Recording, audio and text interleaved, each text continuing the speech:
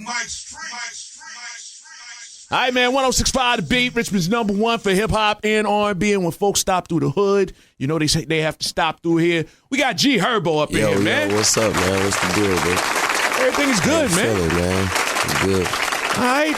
So, the new album, let's get that. Let's take that to cash first, man. The new album available right now. Sir, PTSD available everywhere, man. Okay, and the streets right now. We also want to thank you for sponsoring Women's History Month. Yes, sir. Women's History Month brought to you by myself, G Herbo. You know what I'm saying? PTSD everywhere. You know? All right, for folks who are not familiar with your music, if PTSD is going to be the first, album that they hear, the first, not counting the mixtapes, describe to them what they're going to get.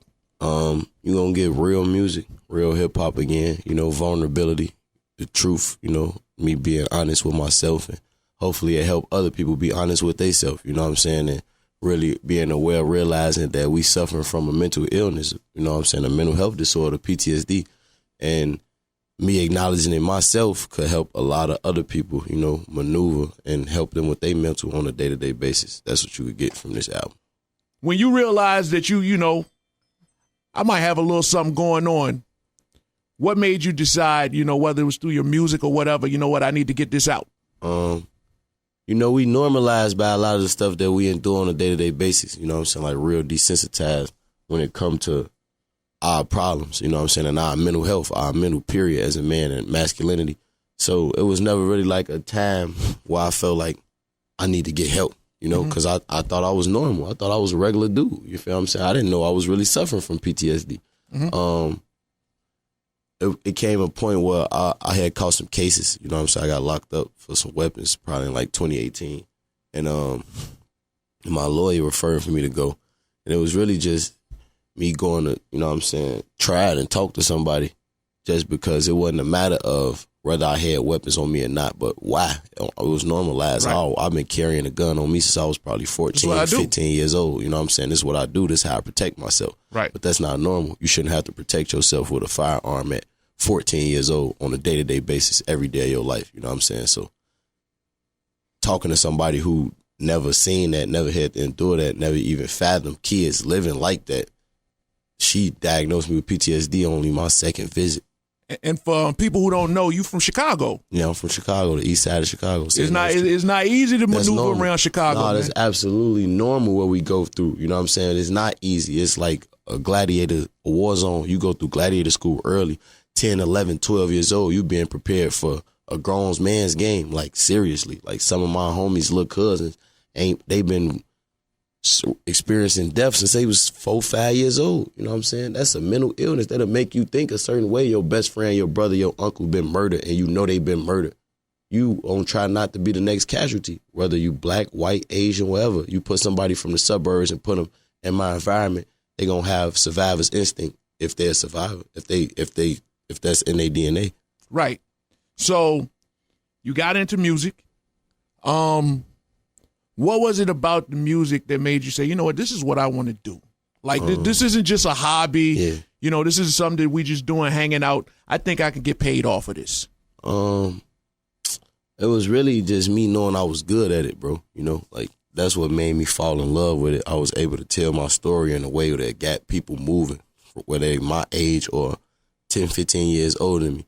And I learned that when I was like 14, 15 years old. I used to rap on like flip phones on a little 60-second voice memo and send it to all my homies. Right. And everybody my age, like, oh, you going crazy. But it really was me getting the recognition from people in their 20s and 30s, like, nah, shorty, you hard. And I'm speaking about my life. I'm speaking about their life in the perspective where people can't, you know what I'm saying, in the eye of really living it and going through it. And it wasn't even about money for me. You know what I'm saying? It was just wanting to tell my story. I got a thrill out of being able to have so many people live through me. You have that audience and be able to share. That's what I fell in love with the most. And it wasn't even like, I didn't even think I was going to really have a career in rap, like be this, you know what I'm saying, make millions of dollars off rap. I thought I was going to be in the streets. And wait a minute, we had $1 million now? From being in the street. Hell yeah, I'm a millionaire. My man. So let me ask you this. This is something a lot of people that were, especially raised in impoverished areas or less than middle class. They think it's crazy when you move out the hood. Describe that feeling when you had enough money to leave. I had enough money to leave for a long time. I never left. Okay. I think really the whole thing with me leaving Chicago, or understanding that Chicago is a place where you need to leave, is when you get to that point in your life where you want to grow. You know, I got to a point in my life where I feel like Chicago's a little too small for me. Okay. And I got to go and like build myself, go be where I want to be, accomplish the goals I want to accomplish in life. But I'm only doing that to go right back and help Chicago. I'm never leaving Chicago. We own a school. I bought one of the 50 public schools that got shut down in Chicago, and we building into a multimedia facility, a art, a business incubator, like it's going to be real big for Chicago. And I only left Chicago really because I got to have a militant mindset. Like when I go to Chicago, I'm going to snap right back into my reality. I'm going to put a gun on my waist. I'm going to have people around me with guns on their waist. And because that's how you have to move. That's how you got to move out there. You know what I'm saying? So to really prevent me from really having to adapt to my environment, which I'm going to do 100%, I just stay away from that because I know it's so much that I have to do for myself and my career. And I got to help so many other people. It's hundreds of families that actually depend on me. And I feel obligated to help, just me being the person that I am. So I got to go out to LA and focus and really work and become that man that I'm going to become for 3 years, 5 years, however long it take. And I'm going right back to Chicago because I really want to be that difference there. And I feel like I can. All right, so on this PTSD album, man, who you working with on here? Dirt, Lil Uzi, Chance the Rapper, my little brother Juice WRLD, God bless his soul, Polo G, BJ the Chicago Kid. Man, it's crazy. I got records on the album. You sounding excited, man. Yeah, I'm still excited. It's still excitement. It's still like I'm still I'm definitely still in the moment, you know what I'm saying? And just it took so much for me to get this project out. I put so much of myself into the project. It ain't just music. Like I'm really giving people a piece of me, a part of me that I didn't have to. Like I'm getting personal. I'm talking about my life, my family. Like I don't really have to do that, you know, but it's true to me, and I want it to relate to my fans in a way where they know, like, we all human. I am you. So if I could do this, you could do this times 10. You could be better than me if you strive to be. That's the point of me doing this. So a little bit earlier, you said, you know, you left Chicago for business and to grow personally. Yeah. Well, what's your goal? I mean, I know you want to do the school. You want to be able to put yourself in a position to go back and help the people of Chicago. Yeah. But your personal goals. Yeah, I was just about to say personal, to be selfish. My goals, I want to have 100 million before I'm 30 years old. Okay. I really can respect that. And I feel like I can. I'm only 24. I want to be knocking at 100 absolutely million by the can. time I'm 30 years old. So in order to do that, you got to lock in. You got to make all the sacrifices. I know I've been there. I made sacrifices to get where I am now. So I know to get where I want to be, I'm going to have to make bigger sacrifices. I'm going to have to sacrifice a lot of time away from my family. I'm going to have to sacrifice myself, a lot of dedication, a lot of frustration. I'm going to have to learn so much stuff, and I'm going to have to put myself in position where nothing comes between that, where I let nothing interfere with that. I know I'm loyal to a fault. I know there's so many people who don't understand what I'm doing and understand where I'm trying to go. So in knowing that, I can't let them come between me and my goals. You know what I'm saying? So those are the goals that I set for myself by the time I'm 30. And if I'm able to do that, I'm going to be able to change. Yeah, and I'm going to be able to change so many other people's lives along the way, you know? So I feel everybody not going to understand that, but it's all right for me to be selfish for a minute because I'm going to help so many other people in being selfish. All right, so we were, before the interview started, I was looking at your tour schedule. It's crazy. Like, you booked every day, but you got like little blocks of time. Little bitty blocks, man. And you got to have those times. That time got to go right to my son, man. I was about to ask you family and friends. Yeah. So you can unwind. Mm-hmm.